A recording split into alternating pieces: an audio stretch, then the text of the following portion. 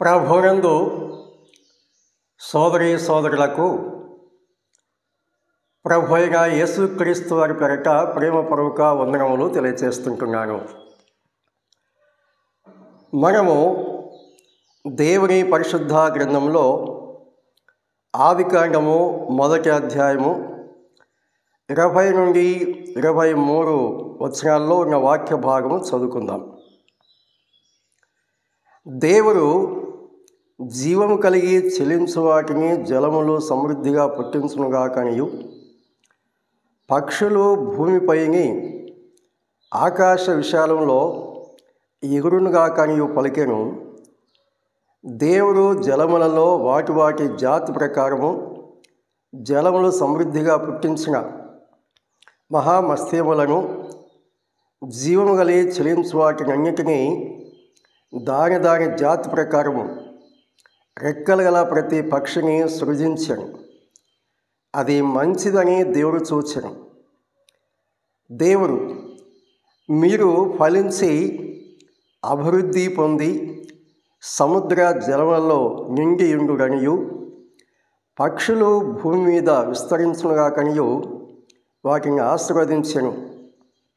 అస్తమయమును ఉదయమును కలువగా 5వ దినమాయెను. దేవుడు తన వాక్యమును మనందరి క్షేమార్థమై దీవించి పంచిపెట్టునుగాక. ప్రభునందు సోదరీ సోదరులారా, మనము చదువుకున్న వాక్య భాగంలో దేవుడు ఆకాశ పక్షులను, జలచరములను సృజించినట్లుగా, వాటిని ఆశీర్వదించినట్లుగా గమనిస్తుంటున్నాం. ఈ వాక్య ధ్యానంలో మనము పక్షులను గురించి ధ్యానం చేసుకుంటున్నాం. పక్షులను గురించి మనము ధ్యానం చేయబోతున్నాము. ఒక్కొక్క అంశమును దేవుని వాక్యం నుండి మనం గమనిస్తూ ధ్యానం చేద్దాం. మత్తయి సువార్త 6వ అధ్యాయము 26వ వచనం. ఆకాశ పక్షులను చూడి, అవి విత్తవు, కోయవు, కొట్లలో కూర్చుకొనవు, అయినను మీ పరలోకపు తండ్రి వాటిని పోషించుచున్నారు. మీరు వాటికంటే బహు శ్రేష్ఠులు కారా? ప్రభునందు సోదరీ సోదరులారా, మనం చదివిన వాక్య భాగంలో ఆకాశ పక్షులను చూడి అని చెప్తూ, మీరు వాటికంటే శ్రేష్ఠులు కారా? మీరు వాటికంటే శ్రేష్ఠులు కారా? పక్షుల కంటే మనం శ్రేష్ఠులము అని దేవుడు తన వాక్యము ద్వారా మనకు తెలియపరుస్తుంటున్నాడు. ఈ అంశమును మన మనసులో ఉంచుకొని సంగతిలో ధ్యానం చేద్దాం. మనము మొదట చదువుకున్న వాక్య భాగంలో ఆకాశ పక్షులను దేవుడే సృజించాడు అనే సంగతి గమనిస్తున్నాం.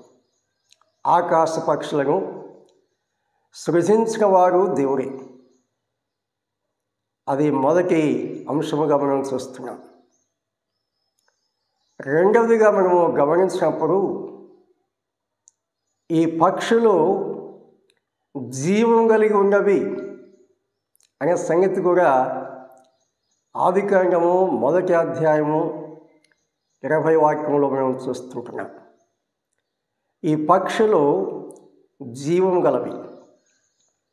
దేవుని యందు విశ్వాసించిన విశ్వాసులు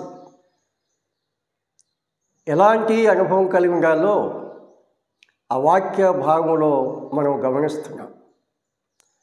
మనము యోహాను సువార్త 10వ అధ్యాయము 10వ వాక్యము గమనించినప్పుడు, గొర్రెలకు జీవము కలుగుటకును అది సమృద్ధిగా కలుగుటకును నేను వచ్చి ఉన్నాను అని ప్రభు యేసుక్రీస్తు వారు తెలియజేసిన సంగతులు మనం గమనిస్తున్నాం. పక్షుల పోలికలో మానవులను గురించి చెప్పాడు. గొర్రెల పోలికలో మానవుల గురించి చెప్పాడు. అయితే అక్కడ అంశం ఏమిటంటే, యేసుక్రీస్తునందు విశ్వాసం ఉంచిన వారికి ఆయన సమృద్ధి అయిన జీవం దయచేస్తారు అనే సంగతులు దేవునికి వాక్యంలో చూస్తున్నాం.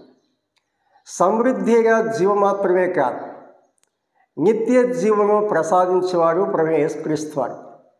నిత్య జీవము అనగా నిరంతరము దేవునితో జీవించే గొప్ప భాగ్యం. సదాకాలము దేవునితో సంతోషంగా జీవించే గొప్ప భాగ్యం. అట్టి గొప్ప ధన్యత ప్రభు అయిన క్రీస్తు యేసునందు విశ్వాసం ఉంచిన వారికి ఆయన దయచేసి ఉన్నారు అనే సంగతి దేవుని వాక్యం ద్వారా దేవుడు తెలియపరుస్తున్నారు. ఆ జీవము నీవు పొంది ఉన్నావా? దైవికమైన జీవం, సమృద్ధి అయిన జీవం, నిత్య జీవము నీవు పొంది ఉన్నావా లేదా అనే సంగతి ఈ సమయంలో నీవు ఆలోచించుకోవాలి. ఇంకా ఎవరైతే ప్రభువైన క్రీస్తు యేసునందు విశ్వాసం ఉంచకుండా ఉన్నారో, నిత్య జీవం పొందకుండా ఉన్నారో, సమృద్ధి అయిన జీవం ఎవరైతే పొందలేదో అటివారు క్రీస్తు యేసునందు విశ్వాసం ఉంచడం ద్వారా వారికి సమృద్ధి అయిన జీవం, నిత్య జీవం లభిస్తుందని దేవుని వాక్యం ద్వారా దేవుడు తెలియపరుస్తున్నాడు. మూడవదిగా మనం చూసినప్పుడు మత్తయి సువార్త 6వ అధ్యాయం 26లో పక్షులను పోషించే దేవుడు, పక్షులను పోషించే దేవుడు. అల్పవిశ్వాసులారా, దేవుడు మిమ్మల్ని ఎందుకు పోషించరు అని ఆ వాక్య భావంలో దేవుడు ప్రశ్నిస్తున్నాడు. సకల జీవరాశులను పోషించే దేవుడు, సకల జీవరాశులను పోషించే దేవుడు.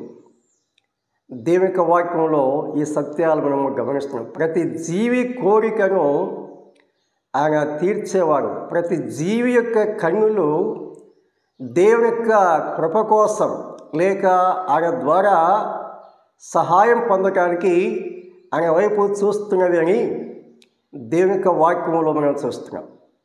సకల జీవ పోషకుడు, సకల జీవరాశుల పోషకుడు ప్రభువైన యేసుక్రీస్తు వారు. జీవాహారం ఆయనే. అంతేకాదు ఈ లోకంలో ప్రతి మానవునికి ఆయన ఆహారం దయచేసేవాడు. కాబట్టి ప్రత్యేకంగా ప్రభువునందు విశ్వాసించిన విశ్వాసులు గ్రహించవలసిన సత్యం ఏమిటంటే, మన పోషకుడు ప్రభువైన యేసుక్రీస్తు వారే.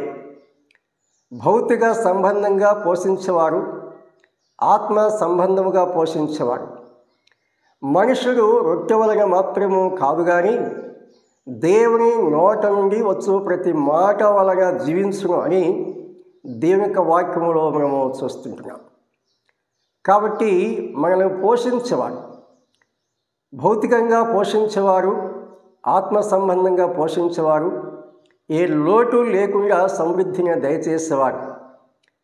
నా గిన్నె నిండి పొర్లుచున్నది అని భక్తుడు తెలియపరుస్తుంటున్నాడు. అనగా సమృద్ధి అయిన ఆహారం దయచేసేవాడు అనే సంగతి అందులో మేము చూస్తున్నాం. కాబట్టి జీవన సమస్యల్లో చింతగలవరం కాకుండా దేవుడు మనకు అప్పగించిన ప్రతి కార్యం కూడా నమ్మకంగా, శక్తిలోపం లేకుండా జరిగిస్తూ ప్రభువుకు ఇష్టలుగా జీవించాలని దేవుని యొక్క వాక్యము ద్వారా దేవుడు తెలియపరుస్తుంటున్నాడు. నాలుగవదిగా మనం చూసినప్పుడు ద్వితీయోపదేశకాండము 14వ అధ్యాయం 11లో పవిత్రమైన పక్షుల గురించి చదువుకుంటున్నాం. పవిత్రమైన పక్షులు, పక్షులలో పవిత్రమైనవి ఉన్నవి, అపవిత్రమైనవి కూడా ఉన్నాయి. అయితే దేవునియందు విశ్వాసించిన విశ్వాసులు పవిత్రులు అని దేవుని యొక్క వాక్యము ద్వారా దేవుడు తెలియపరుస్తున్నాడు. నేను చెప్పిన మాటను బట్టి మీరు ఇప్పుడు పవిత్రులై ఉన్నారు అని చెప్పాడు. యేసుక్రీస్తు రక్తం ద్వారా పవిత్రపరచబడిన వారు, దేవుని ఆత్మ ద్వారా పవిత్రపరచబడిన వారు, దేవుని యొక్క వాక్యం ద్వారా విశ్వాసం ద్వారా పవిత్రపరచబడిన వారు అని దేవుని యొక్క వాక్యం ద్వారా దేవుడు తెలియపరుస్తున్నాడు. పవిత్రపరచబడిన మనము పవిత్రులుగా జీవించాలి అనే సత్యం కూడా దేవుడు తెలియపరుస్తున్నాడు. దేవుని మహాకృప చేత పవిత్రపరచబడిన వారం, పరిశుద్ధపరచబడిన వారం, లోకములో నుండి ప్రత్యేకింపబడిన వారం కాబట్టి దేవుని పిల్లలుగా ఆ పవిత్రతను కాపాడుకోవాల్సిన బాధ్యత మన మీద ఉన్నది. పరిశుద్ధతను కాపాడుకుంటూ ఈ లోకంలో జీవించాలని దేవుడి తన వాక్యం ద్వారా మనకు తెలియపరుస్తుంటున్నాడు. ఐదవదిగా మనం గమనిస్తే ఈ పక్షులు దేవునికి బలి అర్పించడానికి యోగ్యమైనవి అని కూడా దేవుని వాక్యంలో మనం చూస్తున్నాం. ఆదికాండం 8వ అధ్యాయం 20లో మనం చూడవచ్చు. అలాగే లేవియా కాండంలో కూడా ప్రారంభ అధ్యాయంలో మనం చూడవచ్చు. పక్షులు దేవునికి బలి అర్పించడానికి యోగ్యత కలిగి ఉన్నవి. మనం కూడా మన అనుభవాల్లో మన దేహాలను సజీవయాగముగా దేవునికి సమర్పించాలని దేవుడు తన వాక్యం ద్వారా తెలియపరుస్తుంటున్నాడు. రోమపత్రిక 12వ అధ్యాయము 1వ వాక్యం. కాబట్టి సహోదరులారా, పరిశుద్ధమును దేవునికి అనుకూలమైన సజీవయాగముగా మీ శరీరములను ఆయనకు సమర్పించుకోరని దేవుని వాత్సల్యను బట్టి మిమ్మల్ని బతిమాలుకొనుచున్నాను. ఇట్టి సేవ మీకు యుక్తమైనది. పరిశుద్ధమును దేవునికి అనుకూలమైన సజీవయాగముగా మీ శరీరములను ఆయనకు సమర్పించుకునుడని దేవుని వాత్సల్యను బట్టి మిమ్మల్ని బతిమాలుకొనుచున్నాను. ఇట్టి సేవ మీకు యుక్తమైనది అని దేవుని యొక్క వాక్యములో మనం చదువుకుంటున్నాం. సజీవయాగముగా మన శరీరములను సమర్పించాలి. ఇట్టి సేవ మీకు యుక్తమైనది అని చెప్తున్నాడు. సజీవయాగము క్రీస్తునకు సంపూర్ణ సమర్పణయే. సజీవయాగము క్రీస్తునకు సంపూర్ణ సమర్పణయే. సహోదర నీవిప్పుడే సమర్పించు నీ దేహము. సహోదరి నీవిప్పుడే సమర్పించు నీ దేహము. సజీవయాగము క్రీస్తునకు సంపూర్ణ సమర్పణయే. సజీవయాగము క్రీస్తునకు సంపూర్ణ సమర్పణయే. సజీవయాగముగా మీ శరీరములను ఆయనకు సమర్పించుడి అనే దేవుని యొక్క వాక్యము తెలియపరుస్తుంటున్నాడు. ఇట్టి సేవ మీకు యుక్తమైనది. కాబట్టి యుక్తమైన సేవ ఏమిటి? పరిశుద్ధమును దేవునికి అనుకూలమైన సజీవయాగముగా మన శరీరములను దేవునికి సమర్పించాలి. మనం జీవిస్తూనే పరిశుద్ధంగా జీవిస్తూ మన శరీరంను దేవుని యొక్క పరిచర్య కోసం ఉపయోగించుటయే సజీవయాగము అనే సంగతి మనం దేవుని యొక్క వాక్యంలో గమనిస్తున్నాం. ఆ రీతిగా మన దేహాలను సమర్పించాలని, దేవుని సేవించాలని దేవుడు తన వాక్యం ద్వారా తెలియపరుస్తుంటున్నాడు. ఆరవదిగా మనం చూసినప్పుడు 148వ కీర్తన 10వ వాక్యంలో పక్షులు దేవుని స్తుతించాలి అని అందులో మనం చదువుకుంటున్నాం. పక్షులు ఏం చేయాలి? దేవుణ్ణి స్తుతించాలి. మన జీవితాల్లో మనం ఏం చేయాలి? దేవుని స్తుతించాలి. దేవుని స్తుతించుట. దేవుని ఎందుకు స్తుతించాలి? భక్తుల యొక్క అనుభవాలు మనం చూసినప్పుడు 103వ కీర్తనలో భక్తుడు తెలియచేసిన సంగతులు మనం చదువుకుంటున్నాం. నా ప్రాణమా యెహోవాను సన్నుతించుము, నా అంతరంగమున ఉన్న సమస్తమా ఆయన పరిశుద్ధ నామమును సన్నుతించుము. నా ప్రాణమా యెహోవాను సన్నుతించుము. ఆయన చేసిన ఉపకారములలో దేనిని మరువకము. ఆయన నీ దోషులన్నిటినీ క్షమించువారు, నీ సంకటములను కుదుర్చువారు అని చెప్పారు. దేవుని ఎందుకు స్తుతించాలి? ఈ లోకంలో ఎవరైనా ఒక చిన్న సహాయం చేస్తే దానికి మారుగా మనం ఏం చెప్తాము? థ్యాంక్స్ అని చెప్తాం. ఇంకా ఎక్కువ చెప్పాలంటే థ్యాంక్స్ వెరీ మచ్ అంటాం. ఇలాగూ చిన్న చిన్న విషయాలకే మనం కృతజ్ఞతలు తెలియచేస్తుంటాం. మరి పరలోకపు దేవుడు, మనలను సృష్టించిన దేవుడు, మనలను పోషిస్తున్న దేవుడు, కాపాడుతున్న దేవుడు, అంతేకాకుండా మన పాపములను క్షమించి మన సంకటములను కుదిర్చి నీతి మార్గంలో నడిపించే ప్రభు, తన దరికి చేర్చి తన సన్నిధి సంతోషం సదాకాలం దయచేస్తున్న దేవునికి మనం ఎల్లవేళలా కృతజ్ఞత కలిగి ఉండాలి. కృతజ్ఞతాస్తుతి చెల్లించి ప్రభువును సేవించాలి అనే సంగతులు భక్తుల జీవితాల ద్వారా దేవుడు మనకు తెలియపరుస్తున్నాడు. పక్షులు దేవుణ్ణి స్తుతించేటివి అని దేవుని యొక్క వాక్యంలో మనం చూస్తున్నాం. 7వదిగా పక్షులు సమాచారం తెలియచేసేటివి. ప్రసంగి 10వ అధ్యాయము 20వ వాక్యంలో చదువుకుంటాం. అలాగే ప్రకటన 8వ అధ్యాయము 14లో మనం చూస్తున్నాం. భూనివాసులకు కలగబోయే శ్రమల గురించి ఆ పక్షి ఆకాశంలో ఎగురుతూ శ్రమలు రాబోతున్నవి అనే సమాచారం అందిస్తుంటున్నాడు.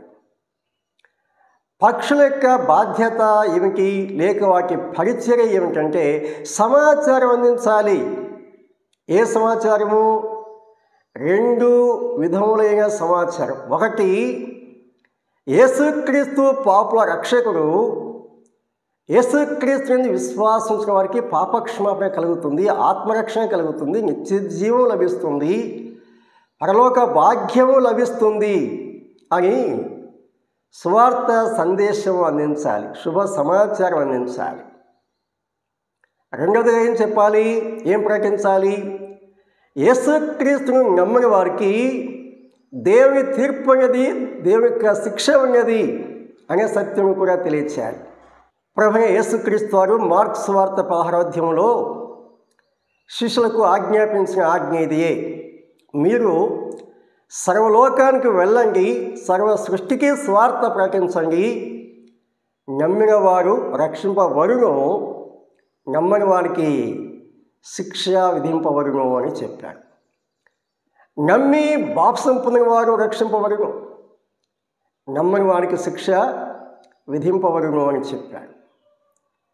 సిలువను గురించిన వార్త, దేవుడు మానవుల కోసం పాపక్షమాపణ సిద్ధపరచుండగా ఉచితముగా ఆ రక్షణ మానవులకు దయచేస్తుండగా నిరాకరించిన వారికి దేవుని యొక్క న్యాయ తీర్పును బట్టి తీర్పు తీర్చి శిక్షకు అప్పగిస్తారు.